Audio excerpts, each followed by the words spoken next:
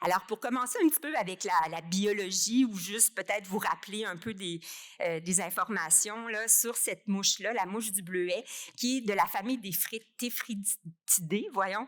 On dit les téphrites. Donc, c'est une famille taxonomique qui est caractéristique par les patrons qu'on voit sur les ailes. Donc, les espèces de barres là, noires ou plus foncées. Là. Toutes les mouches dans cette famille-là ont des patrons, mais on peut justement les distinguer parce que les patrons sont un petit peu différents d'une mouche à l'autre.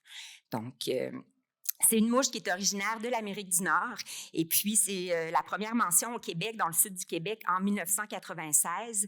Puis c'est un ravageur, c'est ça, primaire du bleuet nain et en Corymbe également. Donc, chaque femelle va pondre entre 25 et 100 œufs dans les fruits et c'est les larves en se nourrissant, comme vous voyez sur la photo, c'est une larve. Les larves en se nourrissant vont rendre le fruit là, invendable.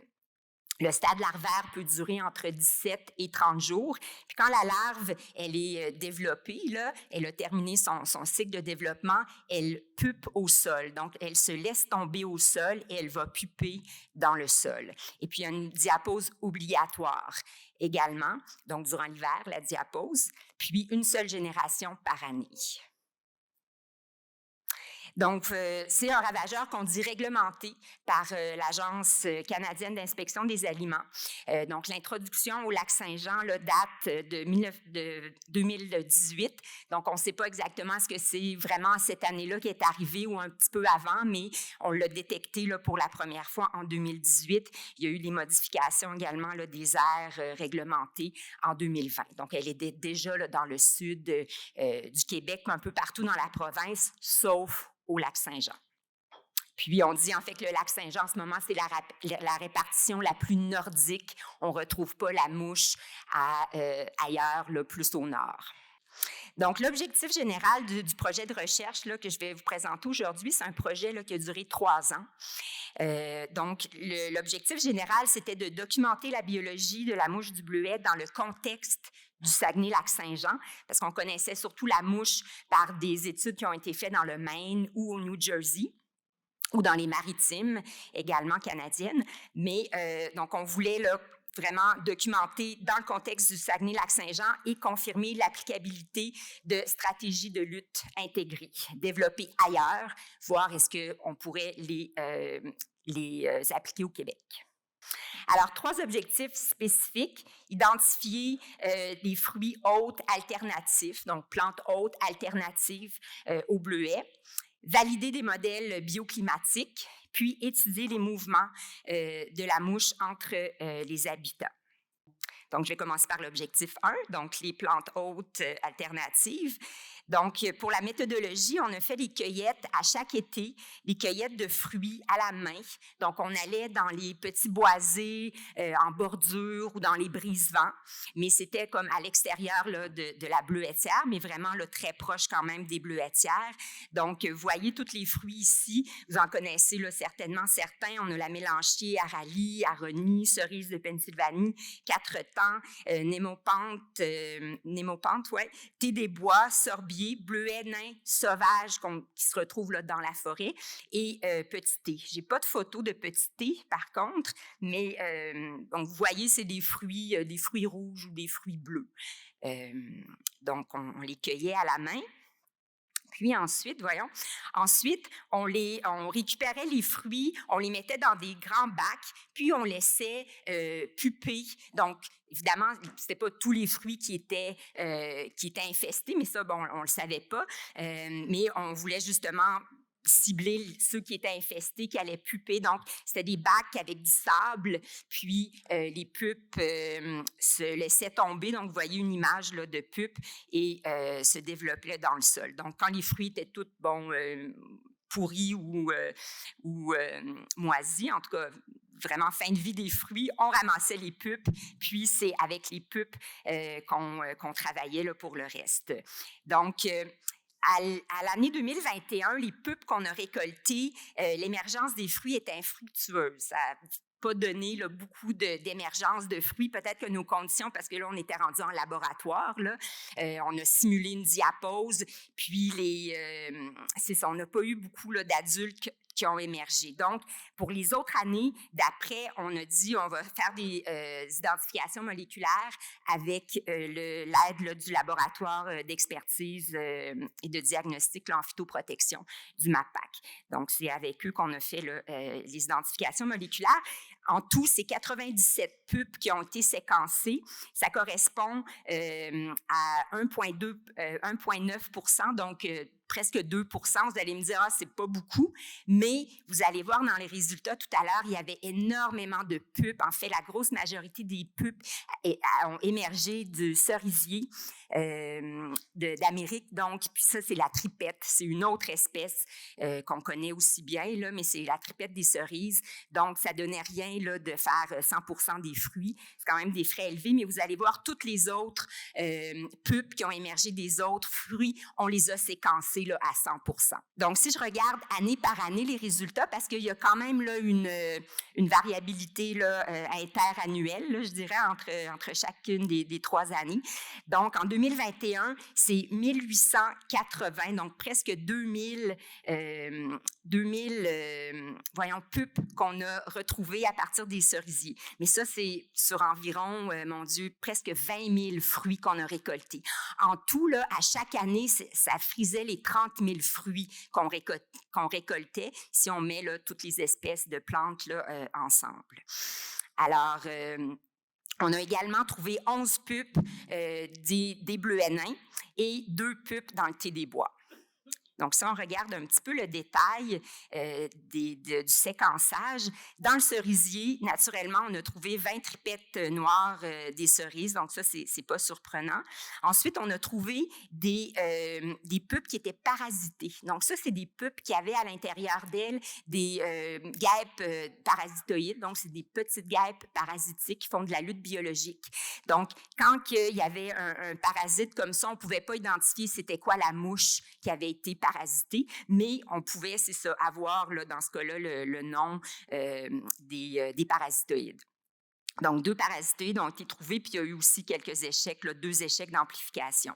Ensuite, au niveau du bleuet nain, alors les 11 pupes, il y en avait 8 qui étaient la mouche du bleuet, donc c'est pas une surprise, et 2 qui étaient la tripette noire des cerises. Fait qu'on voit que la tripette, elle a une préférence pour la cerise, mais on peut la retrouver aussi dans le bleuet nain.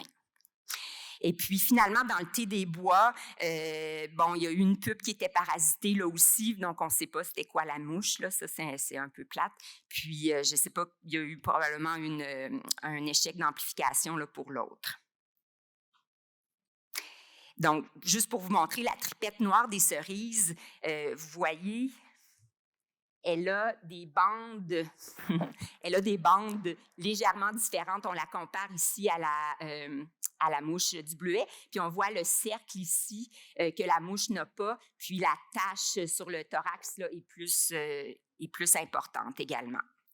Mais quand même, pour l'œil non averti, ça se ressemble, là, je suis bien d'accord, mais nous, les stagiaires et au Club Bleuet aussi, les gens entraînés, l'œil entraîné, on pouvait différencier les deux là, facilement. Je vous montre les photos de parasitoïdes.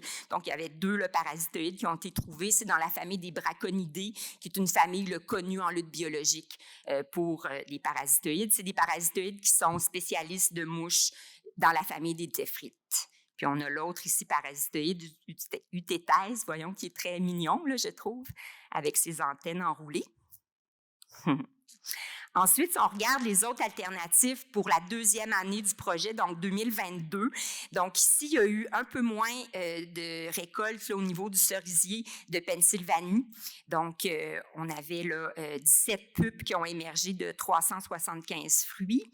Ensuite, on a eu 7 pupes qui ont émergé de, voyez-vous, 10 000 fruits de bleuets. Fait qu'on en a récolté là, du bleuet sauvage. Puis, on avait une pupe également dans l'Aronie. presque 4000 fruits d'aronie qui ont été récoltés. Fait qu'on voit qu'il n'y a pas tant de pupes que ça. Puis si on regarde un petit peu les détails, donc dans le cerisier, il y avait surtout de la tripette, mais il y avait quand même beaucoup de parasitisme. Au total, 6 pupes qui étaient parasitées. Dans la mouche, le bleuet nain, voyons, on avait 7 mouches du bleuet, donc 100% des pupes étaient bel et bien mouches du bleuet. Et puis, dans l'aronie, c'est dommage, c'est un parasite. Ça aurait été vraiment intéressant de voir est-ce que c'était la mouche du bleuet qui était dans le fruit d'aronie. Mais bon. 2023, donc ici, on est comme revenu en force. Il y a eu beaucoup de pupes récoltées du cerisier de Pennsylvanie. On a eu seulement une pupe récoltée des 1400 fruits de bleuet. Ensuite, une pupe du némopampe. Ça, c'était la première année qu'on avait du némopampe. Sur presque 3000 fruits, une seule pupe. Puis une pupe également dans le thé des bois sur à peu près presque 400 fruits au total. Puis si on regarde le détail, donc dans le cerisier, sans surprise, c'était que des tripettes noires. On a eu aussi du parasitisme. Dans le bleuet nain, cette fois-ci, on a eu du parasitisme. Fait que c'est intéressant. On suppose que c'était probablement la mouche du bleuet, mais bon, on n'est pas sûr à 100%, mais c'est quand même intéressant de voir que les parasitoïdes vont aussi aller du côté de la mouche des bleuets et non seulement le cerisier. Puis le némopampe, on avait une tripette et également une tripette dans le thé des bois. Fait qu'on voit que c'est quand même une tripette qui est plus prédominante. Donc, pour les constats de l'objectif 1 sur les autres alternatives, on peut dire que les pupes de mouches de bleuet sont retrouvées uniquement dans du bleuet nain. C'est sûr qu'on a eu quelques parasitismes où là, on ne pouvait pas déterminer, mais je suis quand même confiante d'affirmer ça. Aucun nouvel hôte alternatif identifié. Grande variabilité interannuelle, comme on a vu. Présence de parasitoïdes, c'est très positif. On pourrait éventuellement les étudier davantage pour de la lutte biologique. Et finalement, très faible taux d'infestation dans le bleuet nain. Fait que tout de même, c'est ça. Si on passe en même temps aux objectifs 2 et 3, vous allez voir la méthodologie est la même, donc c'est quand même une longue méthodologie, là. Je vais vous l'expliquer. Donc ici, on s'intéressait, on voulait valider les modèles bioclimatiques, mais ça nous a donné aussi beaucoup d'informations sur la phénologie de la mouche. Donc la phénologie, c'est un peu les patrons d'apparition des mouches. Et puis, les mouvements, on s'intéressait aux mouvements entre les différents habitats naturels, champs en production ou champs en stade végétatif. Donc, ici, on a installé des pièges collants, comme vous voyez sur la photo. C'est des pièges collants aussi que le Club bleuet utilisait.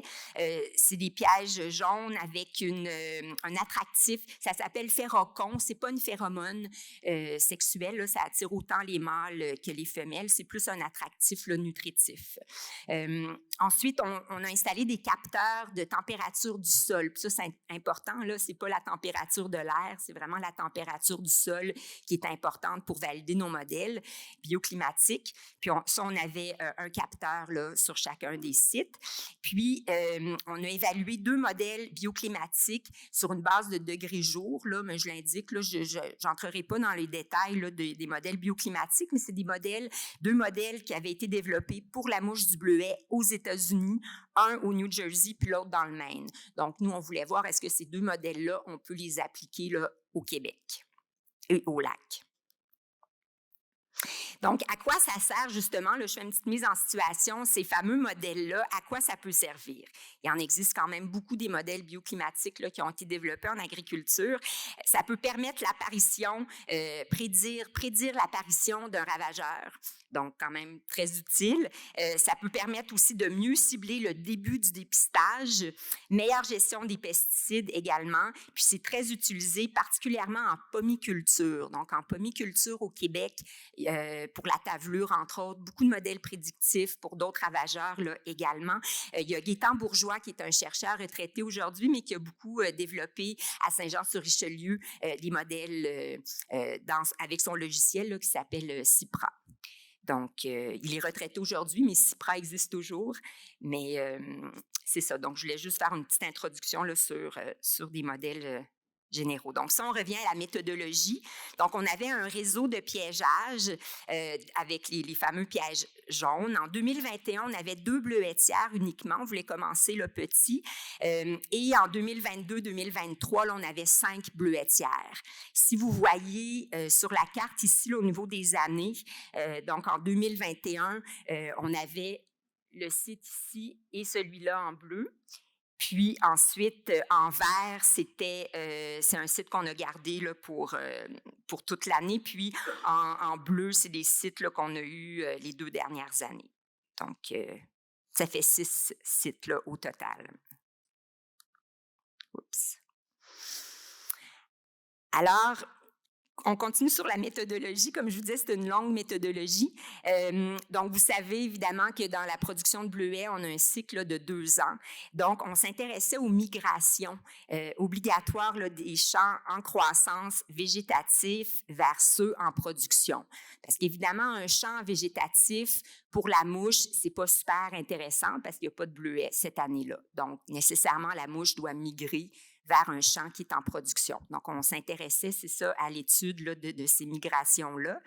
Puis, notre but, c'est qu'on voulait aussi valider avec cet essai-là, est-ce qu'on pourrait faire des traitements, est-ce qu'on aurait évidence là, pour faire des traitements de bordure comme ça se fait dans le Maine et dans les Maritimes? Fait qu'on voulait voir, c'est ça, donc les traitements de bordure. Ça, vous allez voir, je vais y revenir là, plus tard sur ces fameux traitements de bordure-là. Donc, notre méthodologie ici, c'est qu'on s'est intéressé à 3 jonctions d'habitat. Ici, j'en montre juste 2 là, sur les images, mais donc, vous avez là, sur l'image d'en haut la jonction entre une bleuetière en production, en bleu, puis en vert, c'est une bleuetière en croissance végétative. Dans le bas, c'est la jonction entre la forêt, donc la forêt là, qui est juste, c'est ça, en bordure là, du champ, et une bleuetière en production. Puis on avait aussi, comme je disais, l'image, je ne la montre pas, mais on avait aussi forêt et bleuetière en croissance végétative. Donc, vous voyez que pour chaque type d'habitat, là, on avait 3 transects. On avait 20 mètres de distance entre les 3 transects. Puis, les transects, c'était les points où on installait nos fameux pièges. Donc, vous voyez, les petits carrés jaunes, c'est les pièges. Donc, on avait des pièges, par exemple, si je regarde l'image d'en haut, à 60 mètres, ensuite 30 mètres de la bordure, 15 mètres de la bordure, 5 mètres de la bordure. Le 0, c'est vraiment la jonction entre les 2 types d'habitats. Puis ensuite, on avait les mêmes distances dans la bleuetière en croissance. Pour la forêt, par contre, on n'est pas allé aussi loin que 60 mètres. Fait qu'on voit pour la forêt, on est allé à 0 la jonction, mais 5 mètres et 15 mètres. Puis, ça faisait en tout, là, ça faisait 69 pièges par site. Puis, c'est des pièges qui étaient relevés là, aux 2 semaines, 2 fois par semaine et changés aux 2 semaines.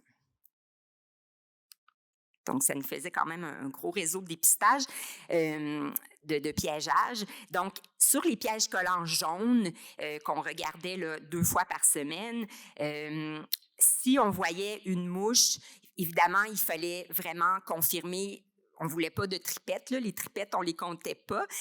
Donc, on confirmait que c'était vraiment la mouche du bleuet. Puis, après ça, on les enlevait, on les décollait pour les sexer. Donc, on était intéressé, est-ce qu'on a un mâle, est-ce qu'on a une femelle? Puis même quand c'était une femelle, on faisait des dissections. Si on faisait ça plus tard, on ne faisait pas ça dans le champ, mais on faisait ça plus tard en laboratoire. Donc, des dissections de femelles pour voir est-ce que la femelle est mature sexuellement, parce que les femelles émergent, elles ne sont pas matures tout de suite, donc leurs œufs, sont pas prêts là, à être pondus. Mais quand il y a vraiment des œufs, comme on voit ici sur la photo, des œufs blancs, là, ça se voit bien, là, on peut dire qu'elle est mature et qu'elle peut attaquer des fruits. Donc, si on regarde les résultats, donc je vais commencer par la partie phénologie. Donc, ça, c'est aussi le modèle bioclimatique. Donc, ici, ce que ça nous donne, c'est que pour chaque année, je vous dis le nombre de mouches qu'on a capturées. Fait que vous voyez, en 2021, on avait juste 2 sites, dont un qui était pratiquement pas infesté. Fait qu'on avait, mettons, presque juste un site. On a capturé 304 mouches. En 2022, là, on avait 5 sites. On a capturé 652 mouches. Ça fait environ 130 mouches par site en moyenne. Puis en 2023, plus grosse année, presque 1200 mouches ont été capturées, donc 239 environ là, en moyenne par site. Donc ici, ce que l'image nous montre, c'est qu'on a la proportion de mâles sur l'axe ici. Donc, quand on est à 50 %, c'est qu'on a égal mâle, nombre de mâles et nombre de femelles, OK, pourcentage. Puis, ce que ça nous montre, en fait, c'est entre le 19 juin et le 8 août, là, c'est pas mal là qu'on a le plus de mouches. C'est en date ici, c'est des jours juliens, là, malheureusement, je m'excuse. Mais ce qu'on voit, c'est qu'on a une proportion là, grandissante de femelles. En fait, il n'y a pas beaucoup de mâles. On a pratiquement pas 50 % de mâles.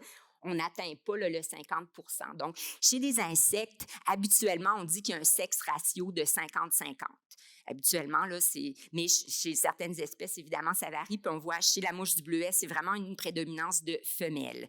Donc, dans la saison, là, on voit de 68 % 85 % des individus qui sont des femelles. Ça progresse durant la saison. Donc, c'est ça. Donc, majoritairement des femelles.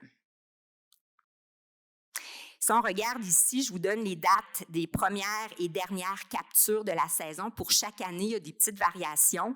Sur le graphique, c'est le nombre de mouches là, par piège. C'est toutes les 3 années là, ensemble. Donc, si on regarde 2021, première capture 17 juin, dernière capture 16 août. C'était une année là, que ça avait été précoce. 2022, 1er juillet, première capture jusqu'au 5 septembre. Ça s'était étiré quand même longtemps. Les captures en 2022. Puis 2023, 30 juin, donc ça ressemble un peu plus à l'année 2022. Puis le 17 août, par contre, c'était terminé au niveau des captures. Ce qu'il faut dire aussi, c'est qu'en 2021, la ferme qu'on avait, il y a eu un traitement. Puis ce traitement-là était très efficace. Fait que le reste de l'été, après le traitement, c'est sûr qu'on n'était pas capable d'avoir des captures. Donc, c'est bon pour le producteur qui a eu un traitement efficace, mais pour nous, on a cumulé un petit peu moins de données. En 2022-2023, il y a quand même eu certains traitements, mais pour X raisons, les traitements n'ont pas été aussi efficaces, malheureusement. Mais pour nous, ça a fait en sorte qu'on a pu quand même continuer là, à récolter des données. Donc, ce qu'on voit ici sur l'image, c'est toujours là, les jours juliens sur l'axe des X ici. Et comme je vous disais, le mouche par piège. Puis ce qu'on voit, excusez-moi, c'est un peu tannant. Ce qu'on voit, c'est qu'il y a vraiment comme une forme de cloche. Bon, il y a certains points ici, là, mais si on regarde la grosse tendance, c'est qu'on voit une forme de cloche. Puis ça, on appelle ça une courbe de population quadratique, mais ça décrit en fait, souvent dans les populations d'insectes, on voit ce genre de patron-là là, de cloche, une population où il y a une seule génération aussi là, par année. Donc, c'est quand même là, typique. Donc, on voit là, un peu le pic là, qui correspond à peu près là, en juillet ici. Puis l'autre graphique que je vous présente, c'est les premières femelles matures. Donc, comme je vous disais, femelle mature égale femelle qui peut pondre dans les œufs. Donc, en 2021, 28 juin, première femelle, donc c'était quand même tôt. 2022, 8 juillet, un petit peu plus tard, la première femelle. Et 2023, 30 juin. Donc, la maturité sexuelle augmente, évidemment, on s'attendait à ça au cours de la saison. Fait qu'on peut voir ici, toujours entre le 19 juin là, et le 8 août, on voit qu'il y a une progression des femelles. Puis là, vraiment, rendu fin juillet, 100 % des femelles là, sont matures. Donc, ensuite, on passe au modèle bioclimatique. Donc, avec les données de phénologie, tout ça, on a comparé nos données avec le modèle développé là, par les 2 chercheurs là, indépendants, donc un au New Jersey, l'autre au Maine. Donc, on est allé par année. 2021, on n'avait pas assez de données, puis on avait juste une ferme, donc on a pris les données 2022 et 2023. Donc, ici, vous voyez en orange, c'est les prédictions par le modèle, puis en bleu, c'est les observations. Donc, on voit quand même que les deux lignes sont quand même là, presque des copies conformes. Là. C'est quand même très, très collé. Ça, c'est pour le modèle de Texera et Polavarapu au New Jersey. L'autre modèle de Deal, ça prédisait des émergences de femelles beaucoup trop tôt. Donc, ce n'est pas un modèle, là, finalement, qui fonctionne bien pour nous. En 2023, on a validé à nouveau que le modèle de Texera et Polavarapu était quand même très correspondait vraiment bien à notre situation ici au Lac-Saint-Jean. Puis encore une fois, l'autre modèle ne donnait pas des bonnes prédictions. Fait que ça, c'est quand même intéressant parce que ça voudrait dire dans un futur assez rapproché, le RAP, qui est le réseau d'avertissement phytosanitaire, pourrait intégrer ces modèles-là, donc le modèle qui fonctionne, mais ça prendrait des sondes pour capter la température du sol. Puis ça, c'est des sondes qui sont installées comme tout de suite après la fonte des neiges. Il ne faut pas trop tarder, il faut que ce soit installé assez tôt. Mais j'en parlais avec Pierre-Olivier, puis il me disait que c'est quelque chose de très, quand même, facile, réaliste, là, à court terme, qu'on va pouvoir...